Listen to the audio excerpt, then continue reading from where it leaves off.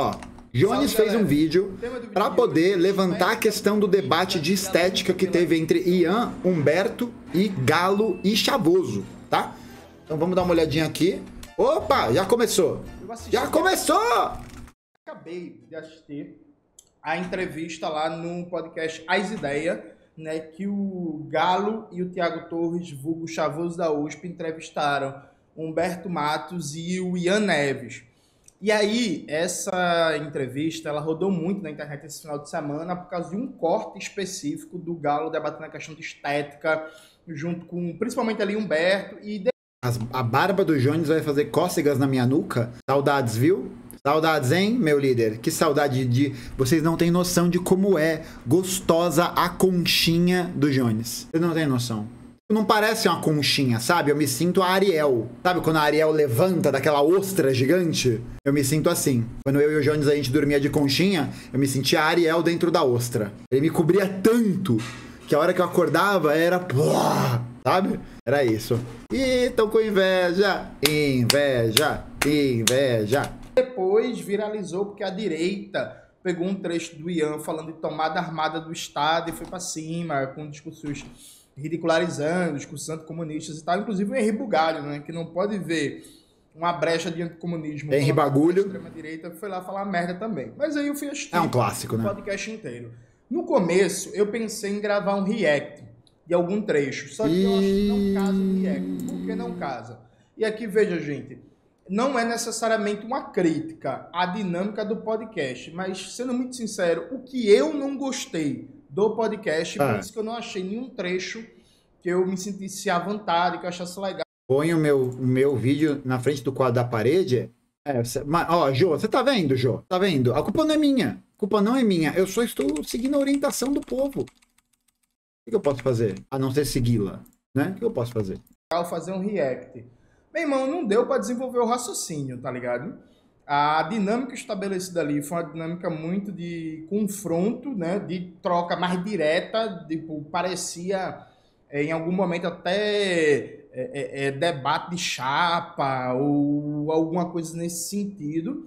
E aí acabou que os temas, os assuntos eram abordados de maneira muito rápida, um tema levava o outro e se entrava em outro tema e não se abordava nada com profundidade e por aí vai. Então, por exemplo, só na primeira 1 hora do podcast se falou muito da questão de partido político, de partido de revolução, de teoria leninista do partido.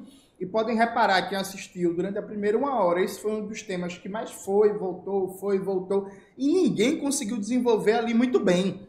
Percebe? Então ficou, por exemplo, quem assiste o podcast, simplesmente vai ver em vários momentos que aparece o assunto do partido político, mas simplesmente não deu para explicar por que é o partido que vai ser o órgão dirigente da revolução e não o movimento social, e não a federação essa abordagem mesmo. E não a federação de movimentos sociais, e não a federação de coletivos, e por aí vai, sabe?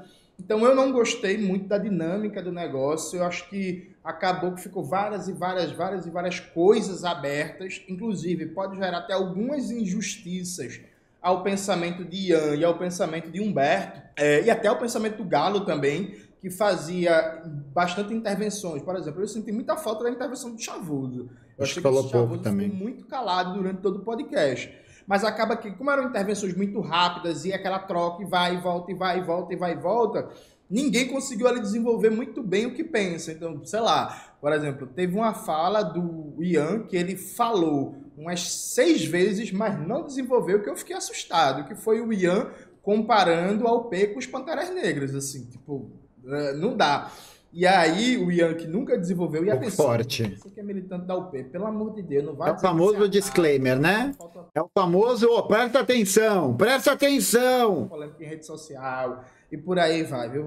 Não faço não, acalme seu coração. Mas veja, o Ian, basicamente, ele colocou como segredo de sucesso dos Panteras Negras a política assistencial que eles tinham, e é verdade, e eu acho equivocado, eu acho problemático colocar isso ou como central ou como grande elemento, ainda que, inegavelmente, foi parte da montagem da base social e do crescimento dos Panteras Negras.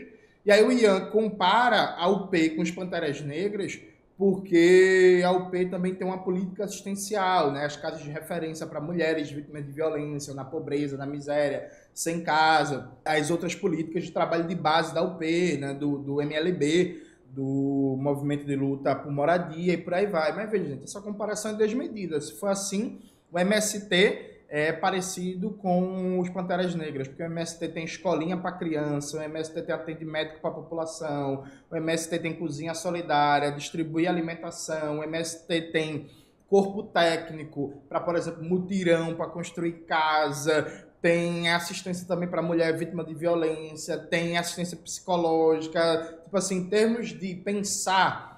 Eu acho que o fato do Galo e o Chavoso não costumarem ser hosts de podcast, né?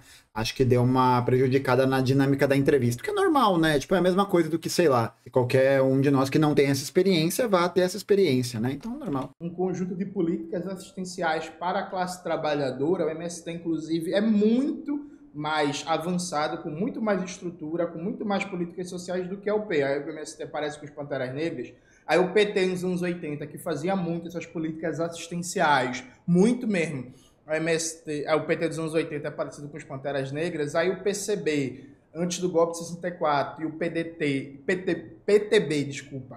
o PDT é pós-ditadura, o PTB de Jango e Brizola, que também fazia muita política assistencial. Por exemplo, na época dos anos 50, 60, analfabeto não podia votar, né? Então era extremamente comum, por exemplo, que tanto o PCB como o PTB desenvolvessem políticas de escolas populares para alfabetizar a classe trabalhadora. Aí dava alimentação, aí trazia um dentista, aí trazia um médico, aí ajudava, aí tinha doação de roupa, aí tinha não sei o que, tipo, fizeram isso em massa. Aí, tipo, o PCB das antigas e o PTB era próximo dos Panteras Negras. Enfim, É aquela crítica, né, gente? Eu acho que a gente precisa sempre entender que o trabalho de base, pelo próprio trabalho de base, ele não significa muita coisa, né? Ele pode significar uma inserção importante nas comunidades, nos locais de atuação e tudo mais. Tem essa perspectiva, mas é preciso sempre lembrar que a gente precisa balizar qual que é a organização da estratégia política. A gente não cair um pouco nesse basismo, né? Nessa ideia de que, basta fazer trabalho de base que o bagulho vai acontecer. E não é bem assim, né? Não é bem isso. Tem vários trabalhos de base aí que são feitos que têm um caráter assistencialista e, ao mesmo tempo, politicamente reacionário, como os trabalhos de base que são feitos pelas igrejas evangélicas, por exemplo. Tá ligado? Eu até suspeito que o Ian deve ter uma compreensão muito mais profunda do que isso. Só que, inclusive, gente, quem quiser ler um pouco sobre os Panteras Negras, está o livro Raça, Classe e Revolução, Vai, tá livro. a luta pelo poder popular nos Estados Unidos. Inclusive, esse livro, desculpa te interromper, macho, mas esse livro aqui é um livro que também fala de várias outras formas de organização da luta. Então também tem texto de organizações indígenas. É bem foda, viu? Bem foda. Bota aí na tela, Maxwell, por favor. Não é autopropaganda, é que esse livro, até onde me consta, é o mais completo em português sobre os Panteras Negras, com textos, né, dos militantes, dos dirigentes dos Panteras Negras. E vocês vão ver que, por exemplo, os dirigentes dos Panteras Negras não concordariam com essa frase que foi a política de assistência social para a classe trabalhadora negra que garantiu o sucesso, entre aspas, dos Panteras. Então tem vários problemas ali. E aí entrou-se no debate da estética, né? O Galo passou o podcast inteiro tentando trazer esse debate e, sinceramente, gente, teve momentos que a coisa tomou um tom um pouco não saudável de ver, porque teve momentos ali que pareceu que o Humberto e o Ian queriam passar atestado de pobreza, né? Queriam provar que são revolucionários por uma convivência com a pobreza ou com um histórico com a pobreza. E não estou dizendo que eles não tenham, não estou dizendo, por exemplo, que o Humberto não veio de escola pública, que o Humberto não é um professor, que a vida toda é precarizada. Não se trata disso. É que o debate acabou girando muito em torno disso. E aí eu vou dar um mero pitaco, sabe? Uma tentativa de contribuição. Eu acho que o Galo está certo, estando errado. Por quê? O Galo parte de um diagnóstico que está correto. Inclusive, eu já fiz vários vídeos aqui no meu canal debatendo isso, que é a maioria das organizações de esquerda e das lideranças de esquerda está afastado do grosso da classe trabalhadora. Se você pegar os dados do IBGE, você vai ver que o Brasil tem mais ou menos 95 milhões de trabalhadores e trabalhadoras, né? E aí isso em dado economicamente ativa, né? Desconsiderando aposentados, crianças, por aí vai, enfim. E aí, bicho, a real é o seguinte, a imensa maioria dessa classe trabalhadora está desorganizada. Isso a gente pode dividir... E é até aquele vídeo que o Jones fez também, né? O socialismo cresce? Ponto de interrogação. Em 3 grandes grupos, por assim dizer. Desde o ponto de vista das grandes e médias cidades, principalmente na faixa... Não, ó, o que o Jones falou é que o Galo acertou errando. Então, o fundo da crítica tem razão. Mas essa perspectiva para poder construir essa crítica que está equivocada. É basicamente isso. Litorânea, boa parte dos trabalhadores de carteira assinada não está sindicalizado, né? O Brasil, por exemplo, tem um dos menores índices de sindicalização da sua história, depois da Contra-Reforma Trabalhista. Não está sindicalizado, não está em nenhum partido, não está em nenhum movimento social e por aí vai. Ainda nessa faixa litorânea, né, de trabalhadores e trabalhadoras de grandes e médias cidades, você tem uma explosão gigantesca de informalidade e de desemprego. Hoje tem mais trabalhadores e trabalhadoras da informalidade do que com carteira assinada. A maioria dessas pessoas na informalidade e no desemprego também não está organizada. A imensa maioria também não está organizada. E aí você pega um terceiro grupo de trabalhadores e trabalhadoras, são os trabalhadores e trabalhadoras das cidades pequenas e médias, mais afastadas do litoral, né? Aquela realidade que é, por exemplo, em Pernambuco, dos trabalhadores e trabalhadoras do agreste e do sertão do estado, né? Que tem ali mais ou menos 30 e tantos % da população do estado de Pernambuco. A maioria dessas cidades pequenas e médias, ou até microcidades, cidades de 2, 4, 5, 6 mil habitantes, na maioria dessas cidades você não tem um movimento negro, você não tem um movimento feminista, você não tem um movimento LGBT, você não tem um movimento ambientalista, você não tem PCBRR, você não tem UP, você não tem MTST, você não tem MST, você não tem MUST, você não tem PSOL, você não tem Sem Flores, você não tem esquerda marxista, você não tem MES, você não tem Revolução Solidária. Tem, quando muito, PT, PCdoB, e aí, por exemplo, em Pernambuco tem muito PSB, né, porque o PSB domina o estado, mas não tem prática nenhuma de esquerda. Tem também um pouco de PDT, principalmente no agreste de Pernambuco, mas também sem prática nenhuma de esquerda, e é mais ou menos isso. Então, veja, o Galo está certo na perspectiva de dizer que a esquerda brasileira, hoje, no máximo, ela representa, ela consegue organizar franjas muito pequenas da classe média, da classe trabalhadora de melhor salário e de maior nível de instrução, e uma parte pequena da classe trabalhadora mais precarizada, que a maioria da classe trabalhadora não está organizada pela esquerda revolucionária, marxista em particular, e pela esquerda de maneira geral. Consequentemente, na formação de lideranças, de figuras públicas, na formação de intelectuais, de dirigentes, você não vê essas figuras públicas, lideranças, intelectuais e dirigentes com a cara, com o jeito, com a estética da maioria da classe trabalhadora nas suas diversas realidades. Não vê porque a maioria dessa classe não está organizada por essa esquerda. Então, sim, é uma esquerda muito branca, é uma esquerda muito pequeno-burguesa, é uma esquerda muito metropolitana. Que, por exemplo, eu mal vi esse debate aparecer no podcast. Se a gente for entrar nessa seara de pegar os limites, a gente pode ver que, embora Humberto more numa cidade muito pequena, o debate girou muito em torno de uma realidade do que é a existência da classe trabalhadora e das periferias brasileiras dentro da perspectiva de uma cidade grande, próxima do litoral, né? Então, tipo assim, a gente não vê muito uma liderança política, partidária, intelectual, um formulador dos interiores do Brasil, das cidades pequenas do Brasil. Do Brasil profundo, né? Brasil profundo. Quando eu fui para Minas recentemente para poder acompanhar algumas atividades, foi muito foda, porque a gente conversou muito com muita gente sobre essa necessidade que a gente precisa ter de organizar essas frentes e essas franjas para poder penetrar no Brasil profundo. Para poder penetrar no Brasil, que muitas vezes não aparece nos jornais, nesse Brasil que tá fora do imaginário de uma esquerda hegemônica, tá ligado?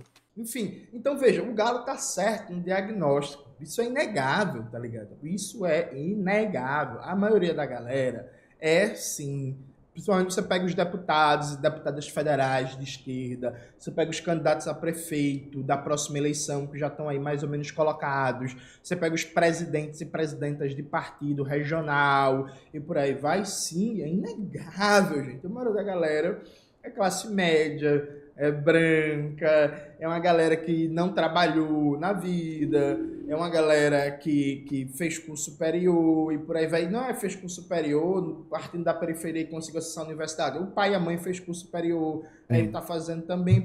Tem uma continuação, né? Agora, tem. qual é o problema? A gente não pode entrar num campeonato de Quem é mais fudido. Procurar quem está mais afastado da classe trabalhadora na perspectiva de deslegitimar ou colocar em xeque tudo que está fazendo hoje. Eu explico. Veja, o podcast que o Galo e o Chavoso estavam ali tocando, veja, é um podcast de mais de 2 horas e meia, gente.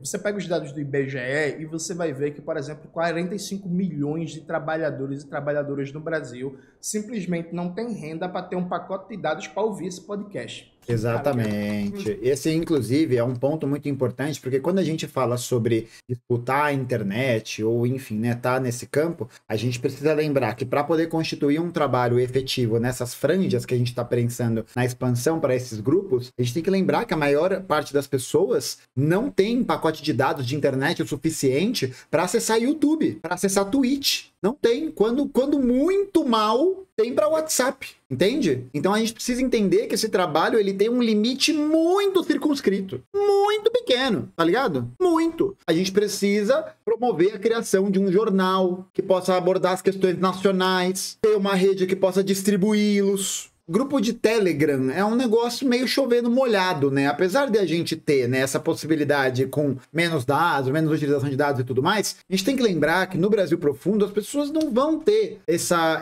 expertise, muitas vezes não vão ter esses meios para poder acessar essas coisas. Mano, jornal, panfleto, revista é um bagulho que roda ainda. Pessoas que acham que o jornal acabou, que o jornal não existe mais, que a disputa da consciência se faz no meio, majoritariamente no meio virtual, é porque é uma leitura equivocada da realidade brasileira. Uma leitura equivocada.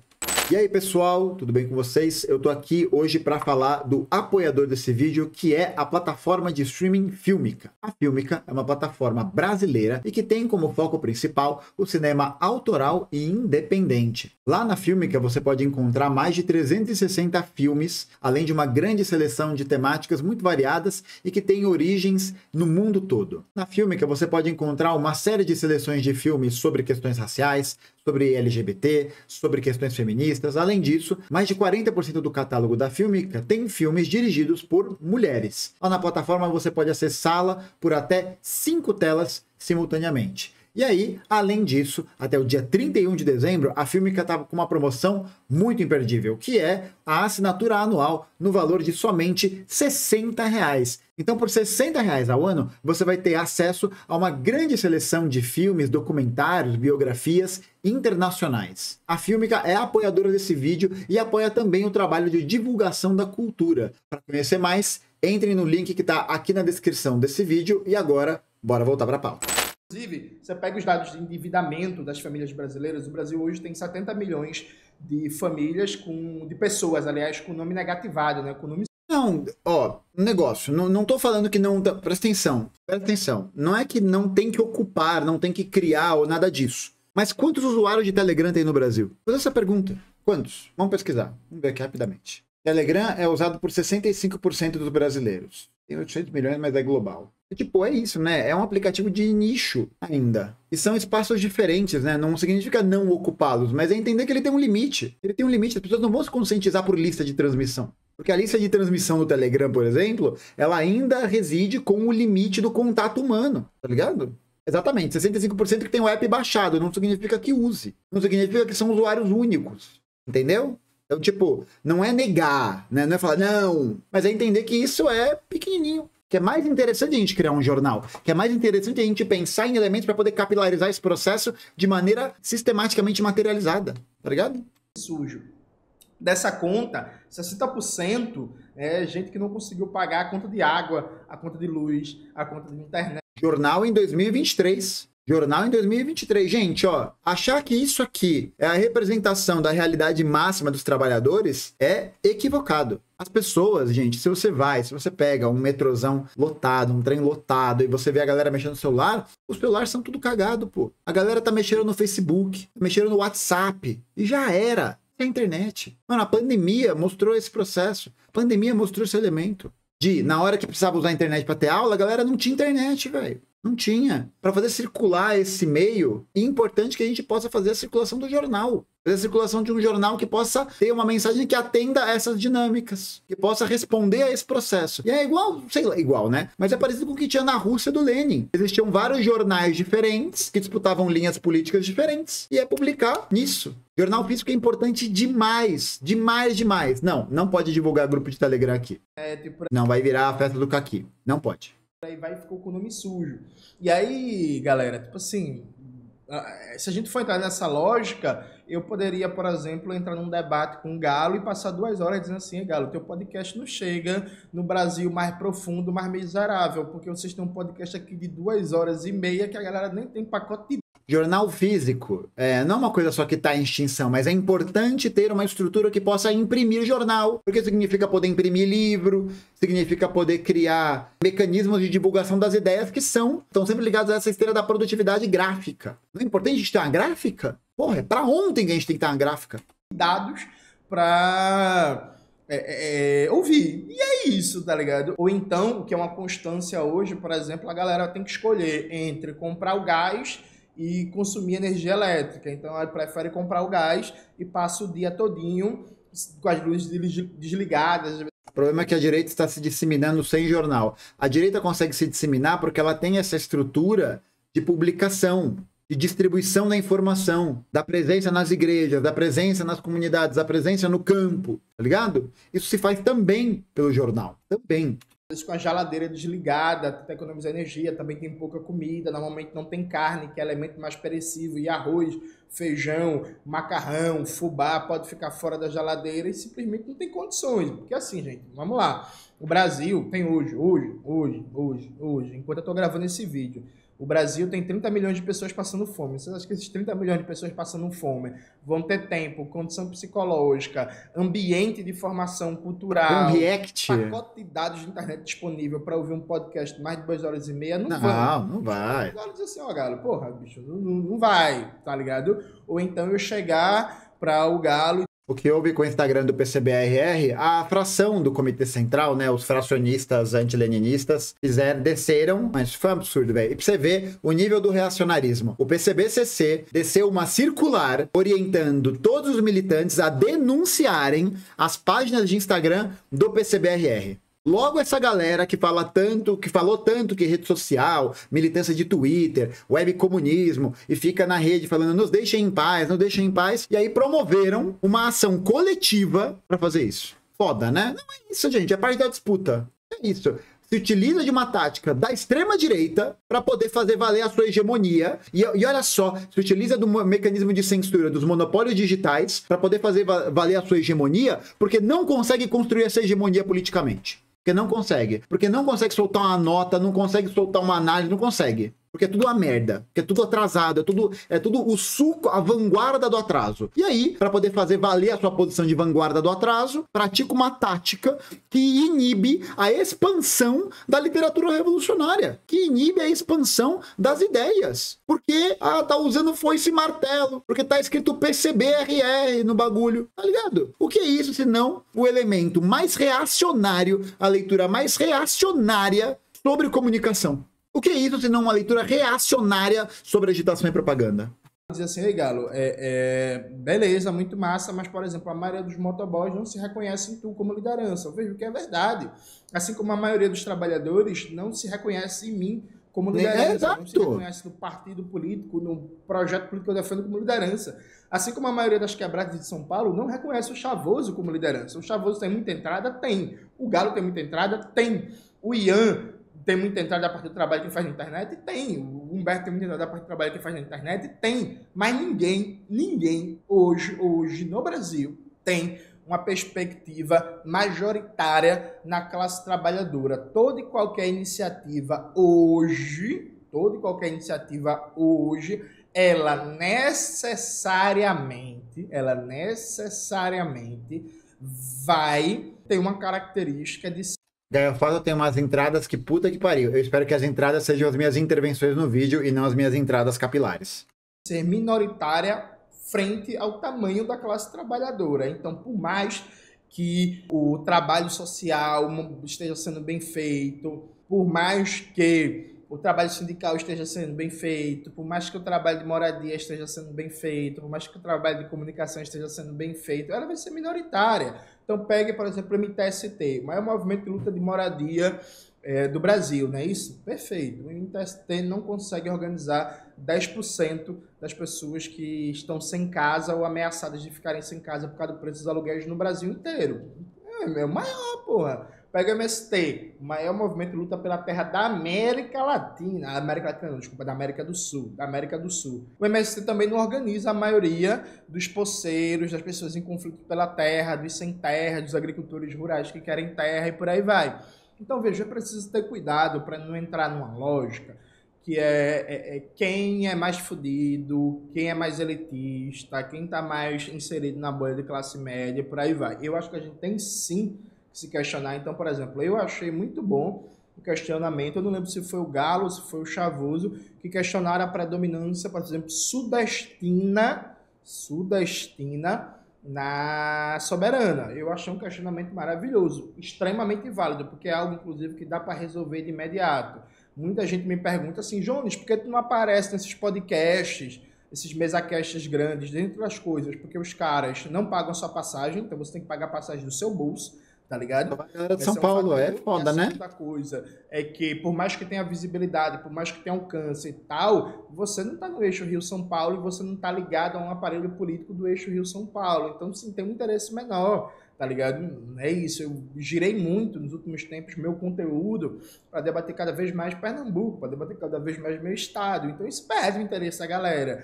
A galera não quer saber muito o que está acontecendo de violência policial em Pernambuco, quer saber da milícia do Rio de Janeiro. Então, se eu falo muito mais da violência policial em Pernambuco, se eu critico muito mais os problemas da repressão, do encarceramento em massa em Pernambuco, isso necessariamente vai me render menos convites, sabe? Teve outros momentos também que houve um questionamento muito bom para o Humberto e o Ian, e eu falo da Soberana porque o Humberto e o Ian são da Soberana e estava lá dando entrevista, né? Mas tem um questionamento muito bom que é sobre a presença de pessoas da classe trabalhadora, precarizada, de como é que eles não aparecem, quem é a cara da Soberana. Veja, todos esses questionamentos são válidos, só que a gente precisa entender, e esse ponto aqui é que é central, veja, a gente precisa entender as nossas limitações, entender o quanto ainda a gente está longe de ter uma hegemonia proletária na sociedade brasileira, mas sem uma lógica cristã de se martirizar, sem uma lógica cristã de dizer assim, estamos fazendo tudo errado, sem uma lógica cristã de questionar o quão não popular a gente é e a partir disso não gerar uma mobilização para mudar, mas gerar muito mais você é playboy, você é playboy, você é playboy, você é playboy, você é playboy, você é playboy. Porque é o martírio, né? É a culpa. No Brasil, toda iniciativa de esquerda, socialista, anarquista, marxista, não é majoritariamente popular, entendido como lastreado na maioria da classe trabalhadora. Corretíssimo, corretíssimo. Isso por um lado. Aí vem o segundo lado. Eu achei muito bom a provocação do Galo sobre a estética, sabe? Teve uma hora que o Galo falou um negócio que eu achei do caralho. Tipo assim, o Galo falou, porra, eu acho o MST foda, gosto do MST, tal, mas eu não gosto da figura do Stedley, porque o Stedley parece um patrão meu. Veja, é uma provocação muito boa. Uma provocação que eu acho legal. Agora, eu acho, inclusive, já debati isso várias vezes, que a gente precisa, sim, proletarizar e enegrecer a esquerda brasileira. A esquerda brasileira é pouco negra. A esquerda brasileira é pouco periférica, tá ligado? Tipo, é muito doido como o que se considera como música de esquerda, como referência cultural de esquerda. Só elementos da branquitude. A classe trabalhadora nem sabe que existe. Então, por exemplo, sabe? Por exemplo, É até doido, né? Porque ao mesmo tempo que a gente tinha, por exemplo, ali nos anos 60, né? Todo o movimento da Tropicália, aquele negócio todo, né? Blá, blá, blá, blá. O Amado Batista vendia muito mais disco que o Caetano Veloso. E ninguém fala disso, tá ligado? Porque uma parte considerável desses mecanismos culturais, né? Desses mecanismos relacionados à forma de como essa cultura tá sendo conectada, dialoga pouco com a brasilidade da classe trabalhadora. Dialoga pouco com o fato de que uma parte considerável da classe trabalhadora não vai escutar Chico Buarque. Não vai escutar. Ou não escuta, né? Melhor do que não vai escutar é não escuta. Não escuta os artistas, não sei o quê. Não escuta Dom L. Entende? Não escuta Dom L. Uma parte considera cada vez mais escuta. Mas esses grandes meios, né? Esse grande conjunto de pessoas não acessa essas mídias. Não acessa essa linha. Então a gente tem a reprodução de uma certa dinâmica da produção cultural, ideológica, parará, periri, pororó, que traz elementos dessa proletarização, traz elementos históricos e tal, mas que ainda dialoga muito com a perspectiva de um mercado de consumo cultural ligado aos meios da reprodução social da branquitude, por exemplo, tá ligado? Então, tipo, é isso. É um negócio que vai para um outro caminho. Aí, ó, minha mãe detesta Chico Buarque, só quer ouvir Amado Batista, porque é essa representação de um elemento abstrato, pequeno burguês, parará, periri, pororó, e que tá inserido nesse imaginário. Tá inserido nessa dinâmica da reprodução social de um método de cultura que responde à pequena burguesia. Pô, por isso que para mim, o mais legal da época da ditadura, do movimento cultural, era o Belchior. Era o Belchior. Que também respondia a isso, né? Mas que fazia essas críticas, esses apontamentos. Da mesma maneira, tipo, a galera fala muito de o hino da revolução vai ser A, B, C. Mano, o hino da revolução vai ser Racionais, velho. É isso, vai ser o samba, vai ser as músicas que estão proliferadas. Vai ser facção central, vai ser os grupos de rap, vai ser o sertanejo, vai ser o forró, vai ser o brega, vai ser tudo isso, sabe? São várias expressões de diferenciação. Não vai ser evidências? Não é. Evidência seria forte, né? E nessa loucura, porra, foda. Eu acho a provocação do Galo muito boa. Só que qual é a minha questão? A minha questão é a gente fazer esse debate atentando para o fato de que a gente precisa sim penetrar na periferia, que a gente precisa sim conseguir organizar e auto-organizar a classe trabalhadora mais precarizada, mais pobre, mais fodida, a classe trabalhadora das cidades pequenas, porque veja, o debate sobre organizar a classe trabalhadora de uma periferia, de uma metrópole, de uma capital, não é o mesmo que organizar a classe trabalhadora pobre de uma cidade de 50 mil habitantes. Não esquecer disso. Tá, organizar a classe trabalhadora no Ibura, aqui em Recife, não é a mesma coisa que organizar em Bezerros, no Agreste Pernambucano. Não esqueça disso. A gente precisa fazer tudo isso, mas a gente precisa também ter uma perspectiva de organização política que garanta a hegemonia proletária e que organize também, e aqui preste atenção, que organize também umas 4, 5 vezes, porque já vai vir alguém falando, não falou aqui também. A classe média, a classe trabalhadora de melhor salário, a classe trabalhadora da cidade grande, a classe trabalhadora da cidade pequena, a população da cultura, alguns profissionais liberais. É claro que a nossa prioridade não vai ser organizar a classe média nem a classe trabalhadora de melhor salário, mas é também parte da nossa luta política. Porque, veja, repare bem, eu, por exemplo, quando eu entrei na universidade, eu sofri toda uma pressão para me adequar àquela dimensão cultural ali colocada, né? Então, assim, para eu começar a ouvir MPB e deixar de gostar de pagode, deixar de gostar de swingueira, para eu só assistir filme chique, filme culto e por aí vai.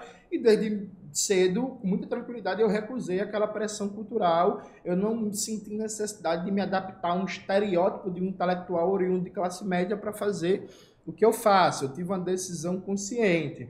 Então, por exemplo, eu me visto como eu me vestiria antes de entrar na universidade. E a grande diferença é que hoje eu tenho um pouquinho mais de dinheiro, então eu consigo ter uma capacidade de compra, de consumo mais diversa, né? Então, provavelmente, na época, antes de entrar na universidade, eu não teria essa camisa. Por quê? Essa camisa, se não me falha a memória, foi 40, 45 reais, e quando eu tinha 19 anos, eu não tinha 45 reais. E percebe, né, gente? Olha que doideira. 45 reais, se a gente pensar em termos absolutos, nem é tanto dinheiro assim. Olha o tamanho do abismo que a gente vive, sabe? Isso é muito importante de lembrar.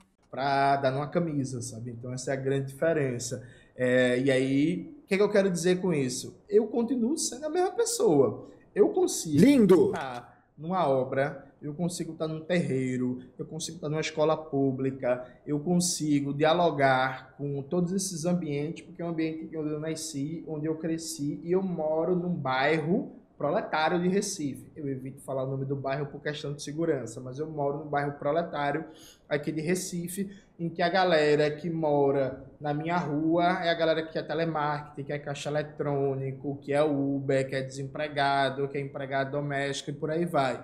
Mas eu também consigo transitar e transito em espaços de classe trabalhadora de melhor salário. Você vê, o Jones ele tá sempre aí, né? Transita, né? Sempre ali. Transita, que é uma beleza, né? Transita em vários lugares, né? Brincadeiras à parte, existe essa capilarização bem maior, né? Quando eu fui lá pro Pará e fui conhecer os camaradas, fazer o evento lá e tal, conversando com a Terra, um beijo Terra, um beijo Luiz, um beijo Léo, um beijo Rafa, um beijo Thaís, um beijo Gabriel, um beijo geral, foda-se, geral. Mano, é mó doideira, porque a galera conhecia o trabalho do Jones. Entendeu? Foi aquilo que introduziu o Jones, o podcast. Então, tipo, é muito variado, tá ligado? Tem muitos meios. E aí o Jones é alguém que tem essa penetração forte. Ele penetra muito bem nesses grupos, sabe? Ele entra nesses grupos. Ele tem essa... né? Que foi que vocês estão em polvorosa? Mas, gente, toda vez é isso. Toda vez eu digo algo despretensiosamente, de forma inocente, de forma séria, e eu sou tratado assim, com baixaria, pouca vergonha, não é? Pouca vergonha. Só porque eu disse que o Jones penetra forte. Só porque ele tem uma grande penetração na classe trabalhadora. Pô, que saco! Ninguém consegue levar nada a sério nessa casa. Espaços organizados, em espaço sindical, em espaços da cultura, Presta atenção aqui, pessoal. Importante, pessoal.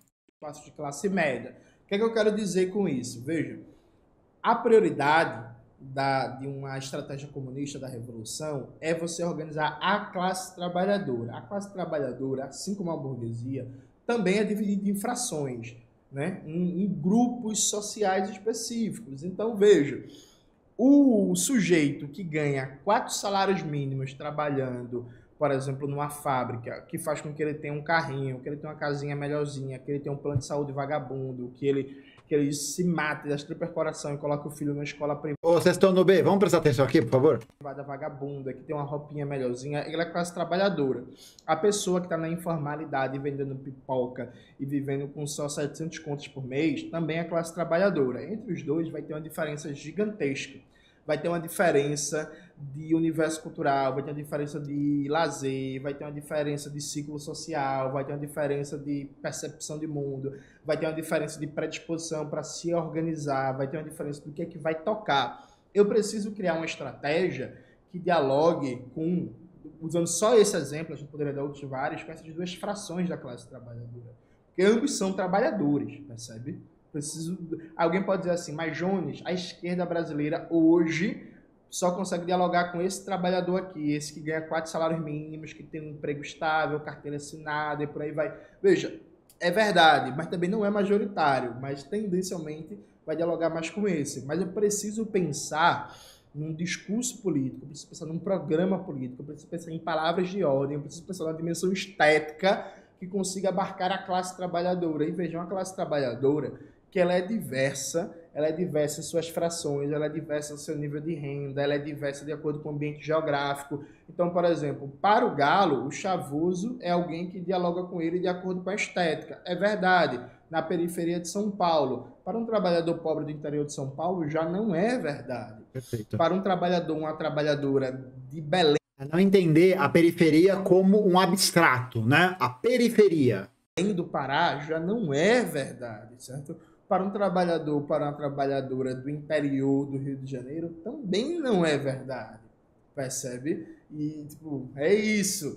O Humberto, por exemplo, ele pode sim, muito tranquilamente... Jones é foda demais, pô. Esteticamente, pelo que ele é, pelo que ele aparenta, por como ele se veste... Exatamente, é não entender a periferia, exatamente, Jô, é não entender a periferia como uma estética somente, né? Mesmo porque, se a gente parar pra pensar, todas essas dimensões de estética que existem, elas estão inscritas dentro de cada realidade como ela se expressa na materialidade, né? Então não tem como a periferia de São Paulo ser igual à periferia de Belém, ou ser igual à periferia de Macapá, ou ser igual à periferia de Cuiabá, tá ligado? Porque são todas dimensões históricas de criação social, de modelos organizativos diferentes, divergentes, diversos. E, tipo, não é a gente conseguir imprimir um padrão de estética que vá responder a esses anseios, porque isso é impossível. Mas é a gente conseguir criar uma estrutura que possa, de alguma maneira, articular esses sentimentos de uma maneira geral, não só para ser uma expressão da periferia enquanto um fenômeno local, mas para ser expressão exatamente de uma cultura que remeta às questões da classe trabalhadora e que seja exatamente essas questões que estão abarcando todas as pessoas, tá ligado? Esses elementos que, de alguma maneira, estão presentes nesse imaginário. E a gente conseguir imprimir também outros modelos de estética para poder fazer e estar dentro dessas conjunturas. Não só pegar e falar,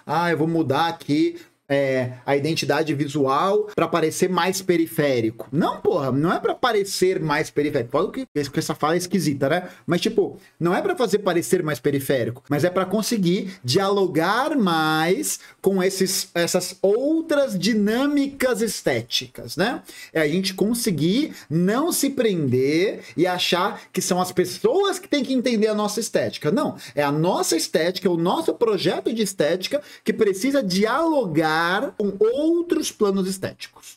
Senão, a gente vai ficar escrevendo em cirílico no Brasil. A gente vai usar elementos da identidade visual, elementos estéticos que não dialogam com a realidade, que não dialogam com essas várias realidades. E não é imprimir uma identidade fixa. Não é imprimir uma identidade fixa, porque essa identidade fixa, por exemplo, né, sei lá, na periferia de São Paulo é o rap, é o funk. E na periferia de Belém? O que é? É o brega, por exemplo, sei lá. Então a gente precisa estar sempre dialogando com esses grupos. Não submeter o nosso plano estético a uma idealização do que seria essa estética, a uma idealização do que seria a periferia. Não é isso. Mas é a gente conseguir estar construindo esses elementos para poder não estar presente em todos os lugares, mas para que as pessoas possam se sentir reconhecidas em alguma parte. Então é estar presente nos locais, é estar presente. Igual, né, pô? Colei lá na Perifacom com load, é colar nos eventos culturais, é colar nas batalhas, é colar na roda de samba, é colar nos festivais que tem nas favelas. Não no sentido de, eu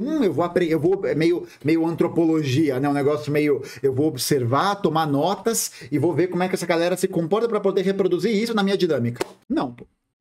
Não é isso. Leva ao tokenismo, né? A essa coisa de, não, eu vou pegar essa pessoa porque ela é periférica. Eu vou pegar essa pessoa para falar dessa pauta porque ela é trans, porque ela é negra. Não, pô. Esse é o suco do tokenismo. É a antessala do tokenismo, sabe? É a gente conseguir estar presente dialogando com essas questões para poder ser reconhecido nesse meio. Entende? Porque aquilo representa alguma coisa para as pessoas. E eu acho que a gente conseguir ter essa sensibilidade de poder entender que esse reconhecimento só vem se a gente dialoga com esses lugares. E não se a gente pensa uma estética idealizada, abstrata, que vai ser isso. Não. A estética ela é um produto exatamente dessa sociabilização, dessa historicidade, dessa presença nos espaços. A gente conseguir construir uma presença nos espaços que possa dialogar com essas dinâmicas, com as suas semelhanças e também com as suas diferenças. Então é a gente conseguir dialogar com outros movimentos, com outras perspectivas. Não reproduzi-las, né? De uma maneira, eu vou representar periferia. Não. Mas é a gente conseguir produzir esses reconhecimentos constantemente. Constantemente e a partir não da semelhança, mas da diferença, tá ligado? É muito importante. Muito importante. E nenhuma organização, nem o meu canal, meu canal não é uma organização, né? Mas nem o meu canal, nem o do Jones, nem o PCBRR, nem a Soberana nasceram com essa questão. Nasceram com isso. Por isso é preciso fazer o debate. Por isso é preciso se atualizar nessa perspectiva. Tokenismo, para quem não sabe, é uma ideia de que você pega algum grupo ou alguma ideia, alguma causa e transforma ela meio que num chaveiro, sabe? Ela é aquilo que aparece, né? É tipo a moedinha. Olha só, a gente fala de negritude porque tem uma pessoa preta no grupo. Entendeu? A gente fala de questão... A pessoa trans só fala de questão trans, porque afinal de contas ela é trans. Entendeu? É isso. É você imprimir uma simplificação sobre a complexidade do que as pessoas tratam. Tá ligado? Então é isso, é a gente conseguir dialogar com essas perspectivas. Para não cair nessas simplificações esvaziadas de sentido, né? Esvaziadas de trabalho político que pode avançar nesse diálogo, pode avançar nessa perspectiva. É isso, pô. Não é se validar a partir do seu lugar ou a partir de que eu sei o que é, eu sei como é que é. Não, eu acho que é justamente o caminho reverso. Eu acho que para a gente poder avançar, a gente precisa fazer o caminho reverso. Não é nem reivindicar essa posição de eu sei o que é, de eu sei como é essa vida, eu convivo, né? Até tenho amigos que são. E também não reivindicar a posição de conhecimento absoluto. Eu acho que a gente pode avançar nesse debate, avançar nessa perspectiva, se a gente tomar o caminho oposto. Se a gente partir do lugar de que a gente não sabe. Que a gente está sempre em constante processo de, não só de aprendizado, mas de fala, de inserção, né? Da gente estar ali materializando o movimento. Da gente não só falar, não só escutar, não só saber, mas se jogar para o lugar de não saber. E de entender que às vezes a gente não vai saber, e às vezes a gente vai saber as coisas. E movimentar essa dialética. Materializando isso. Materializando essa presença. Materializando a partir das novas referências, a partir do que a gente observa, a partir dos comentários, a partir exatamente das pesquisas, de como que a gente quer se inserir. É a gente se colocar no lugar de humildade e entender que a gente não sabe todas as coisas. E não tem que saber de todas as coisas, né? Mesmo porque é impossível saber de todas as coisas. Mas é a gente ter o pé no chão de se colocar no lugar de não precisar reivindicar que você sabe muito, de que você é foda, de que você sabe tudo, que você tem a vida. E sabe, não é se validar por isso. É se validar pela presença. É se validar por estar nos locais, por estar ali nos eventos, por estar construindo, por estar compondo. E a partir disso, repensar elementos estéticos. Repensar a forma como a gente está inserido. Não do abstrato, não de, como a periferia pensa? Sabe? Como que essas pessoas pensam? Eu vou pegar esses elementos e... Não, isso não funciona. Não funciona por quê? Porque não existe uma representação. É só esvaziamento. Se não esvaziar, a gente tem que estar nos lugares. Para poder aprender, para poder falar, para poder criticar, para poder debater, para poder conseguir acumular essas questões. A gente só avança quando a gente consegue acumular esses elementos, sabe? É isso. Dialogar muito bem com a classe trabalhadora do Rio Grande do Sul, porque Humberto é branco, só que para os padrões do Rio Grande do Sul, Humberto é pouco branco. Em vários ambientes, inclusive, é bem provável que ele sofra algum tipo de racismo. Então, pode ser para alguns ambientes que a estética de Humberto dialogue sim. Ou seja, o que eu estou dando essa volta todinha para dizer, que a gente tem que, na hora de pensar o desafio de organizar a classe trabalhadora, conseguir criar um aparelho político que realmente seja portador de um projeto de hegemonia proletária, que consiga organizar a classe trabalhadora dentro da sua diversidade racial, perfeito, geográfica, religiosa, de ocupação na divisão social do trabalho, de estratos de renda, de formação, de universo cultural, e isso não é fácil. O que eu senti falta naquele debate, e várias pessoas apontaram, foi uma perspectiva que me pareceu uma certa universalização do que é a realidade periférica da periferia de São Paulo para o Brasil. Então, quando o Galo diz assim, a estética importa, eu vou ter muito mais facilidade para dialogar com o Chavoso do que com tu, Humberto. Veja, o Galo tá certo. É verdade. Só que aí, veja, existem estéticas, existem formas de ser. Existem formas de ser da classe trabalhadora. Percebe? Formas de ser da classe trabalhadora. Então, por exemplo, se o Tiago fosse na minha favela, fosse eu e ele na minha favela, na Borborema, não é porque eu sou de lá não, viu gente? Mas veja, vamos imaginar que eu não sou nascido e criado na favela da Borborema. Alguém com o meu jeito de se vestir, alguém que não tem tatuagem por aí vai, teria muito mais possibilidades de fazer trabalho político, de fazer trabalho de base, por exemplo, do que o Chavoso.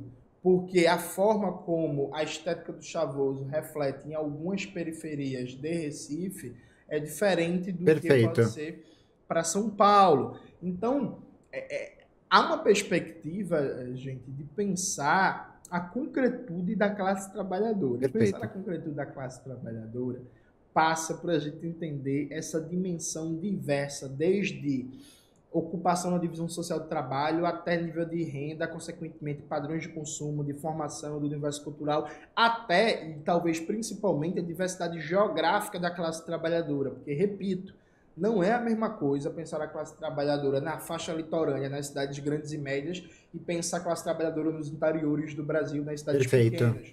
Assim como não é a mesma coisa pensar a realidade de um bairro, de uma periferia como a Pedreira, em Belém, e a periferia do Capão Redondo. Há semelhanças, há similaridades, mas há também muitas diferenças e especificidades. Ou seja, o que é que se tira disso? Se tira disso é que faltou naquele debate uma formulação melhor sobre hegemonia proletária, para a partir daí a gente fazer um debate sobre estéticas da classe trabalhadora e como a perspectiva de revolução precisa organizar a classe trabalhadora em toda a sua diversidade e sim conquistar setores das classes médias e conquistar setores de categorias. Ou seja, a estética, ela importa sim, só que a gente precisa qualificar o debate sobre que estética a gente está falando, de que ambiente sociológico, de que expressão específica, de que nicho social da classe trabalhadora. Aproveito, inclusive, para indicar um texto do Eribaldo Maia sobre estética comunista brasileira, que foi publicado no Lavra Palavra, que eu acho que é um texto que dialoga muito com esse tema e que Eribaldo coloca uma perspectiva muito importante, muito acertada teoricamente, que contribui muito para pensar o tema. É isso, galera. Espero que vocês tenham gostado do vídeo de hoje do canal. Não se esqueça de se inscrever no canal, ativar o sininho, curtir esse vídeo, compartilhar e tudo isso que vocês já sabem. Um beijo e até a próxima. Pô, Jones deita muito, né? Que crítica maravilhosa, velho. Maravilhosa, maravilhosa. Muito bom. E eu acho que isso circunscreve nessa necessidade, né? Pra gente poder debater e colocar esses pontos, como eles são colocados, né? Ó, vai aí, ó. Atenção, atenção, Jones. Você é lindo. Lindo. Nós te amamos. Mas ser bonito com essa câmera granulada, né? Deixa a gente ver você mais bonito. Mais bonito, com uma imagem melhor ainda. Pra você penetrar mais forte na classe trabalhadora. Você conseguir se inserir, você conseguir entrar no coração de todas as pessoas. Precisa fazer essa penetração, entende? Gente, que saco! Ai, esquece, chega, foda-se, chega.